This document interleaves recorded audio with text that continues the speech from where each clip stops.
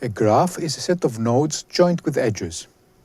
Graphs are the bread and butter of social networks, transport networks, and many other linked data structures.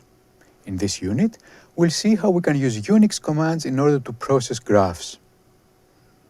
All the commands we'll see come from the excellent GraphViz graph visualization and manipulation system, which was originally developed in AT&T and now continues its life as open source software. Let's start with an example of a simple graph. Here is an example of a graph as specified for the GraphViz system. The suffix we use for graph files is ... The graph starts with the word dgraph, which stands for directed graph. Directed graphs contain edges pointing from one node to another. After dgraph follows the graph name, in this case talks. Next, we insert a set of curly brackets. Within the brackets, we place the graph nodes and edges. Each node is specified by its name, for example, Bob. Nodes can also be complemented with attributes. We place these in a set of square brackets. For instance, here all nodes are attributed with a gender. See how Bob's gender is equal to male. Eliza, Fred, John, Mary, Steve, Sue, and Mark are the other graph nodes. After the nodes come the graph edges. Each edge is specified with a set of nodes joined by an arrow. The arrow specifies the edge's direction. The node where the arrow begins from is called the tail, whereas the node where the arrow reaches to is called the head. In our example, John, the tail, talks to Mary and Bob, the heads. Mary talks to Sue, Sue talks to Bob and Mary, and so on. A very simple command we can run on graphs is gc. gc stands for graph count, and it's the equivalent of word count for graphs. It prints the number of nodes, 8 in this case, and edges, 7 here. Keep in mind that this is completely different from the gc command used with Git, which performs garbage collection on a Git's repository. This is a diagram of the graph. We see that John, Fred, and Sue talk to Bob, Mary and Sue talk to each other, John talks to Mary, and Eliza talks to Steve. Mark doesn't talk to anybody.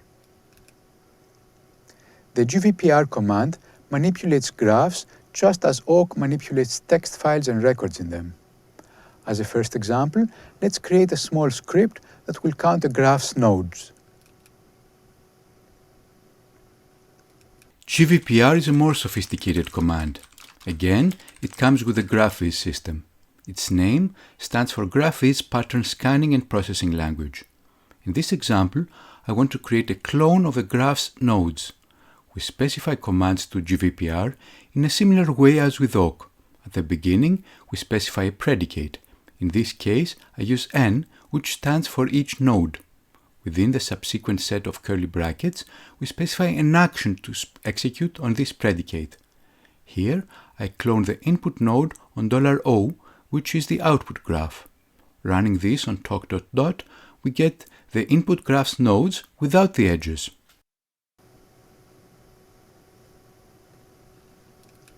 As another example, let's write a script that will select some of the graph's nodes.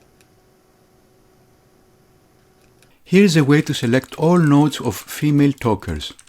I run GVPR, this time specifying as a predicate, along with n, for each node, the gender attribute to be equal to female. If the talker is indeed female, I clone the particular node on $O. As a result, we get Eliza, Mary, and Sue. Let's now select some of the graph's edges. For this example, I write a small script in a here document which creates a new graph with only male talkers. Here, I consider as talkers the edge's tails.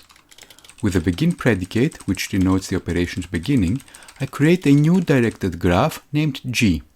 This will be executed when the input graph is initially processed. My next predicate is E, which stands for each edge, similar to N. Along with E, I specify the attribute tail.gender equal to male to select only the male talkers. If a talker is indeed male, I clone the particular edge into the graph G. In this way, I get a graph with male talkers. In the end, I write the graph G that I created on the standard output. This script is saved into a file named maletalkers.gvpr. To execute it, I run gvpr on the graph file talk.dot, specifying with the -f argument the gvpr script. We see that the output graph we get consists of edges with only male talkers.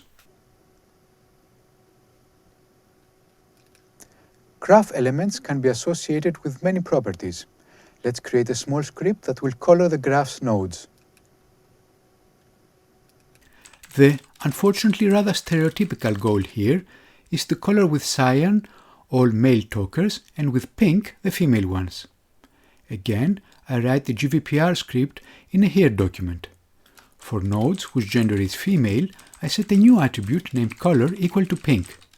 We'll see next how this color attribute can be interpreted by another program to actually color the nodes. Similarly, for nodes whose gender is male, I set the color attribute to cyan. I complete the script's input with EOF. Now, I run gvpr with this script as an argument on the original dot file. Notice now how each node, apart from the gender attribute, also contains its associated color. To draw this graph, we use the amazing dot graph visualization command with some arguments. In this case, I specify each node's style to be filled, the output file format to be PNG using 10 dots per inch, the image size to be equal to the size of the video you're watching, and the output file name to be talk.png. This dot command is executed on the dot file and we get an associated image.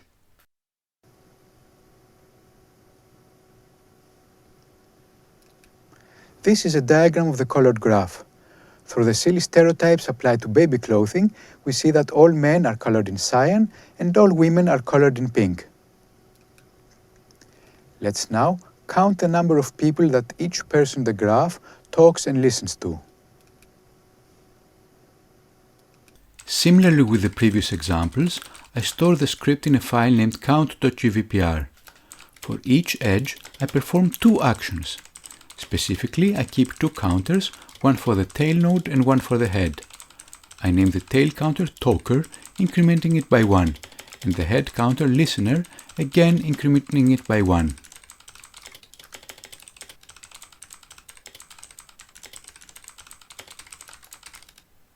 I complete the here document with EOF and execute the script with the gvpr command on the talk.dot file. According to the output, Bob listens to 3 people, Eliza talks to 1 person, Steve listens to 1 person, Mary listens to 2 people and talks to 1, and Sue listens to 1 person and talks to 2. It is sometimes useful to extract the connected components of a single node from the graph. In the next example, we'll find out who might know John's secrets. Note that for solving this problem for all components of a graph, Graphviz offers the separate ccomp and scomp commands. Let's name this script johnsecrets.gvpr. At the beginning of the graph's processing, that's the begg predicate, I specify that I want to traverse the graph with a forward depth-first traversal. This means that I start from a node and visit all its neighbors, these are its connected nodes or components, exploring as far as possible along each branch before backtracking. Also, I specify the traversal starting node. Here, I choose the node named John from its current graph, the $. Next, I need to specify what actions will be performed on each node. For that purpose, I use the n predicate and set the traversal's route node to null to prevent any further traversals. At the same time, I select the specific node in the graph. Finally, at the end of the graph's processing, that's the eng g predicate, I need to do some housekeeping. First, I induce the original graph's edges to the target graph. The target graph is specified with $T. Next, I write the target graph on the standard output. In the end, I terminate my processing with exit.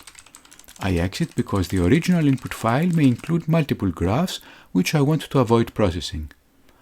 After completing the here document, I run gvpr on the file talk.dot using the johnsecrets.gvpr script.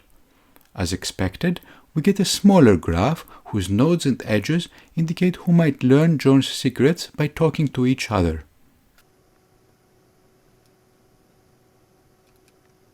This is a diagram showing how far John's secrets travel. They go to Mary, then on to Sue, then to Bob. They also go directly from John to Bob. A very useful operation on graphs is topological sorting.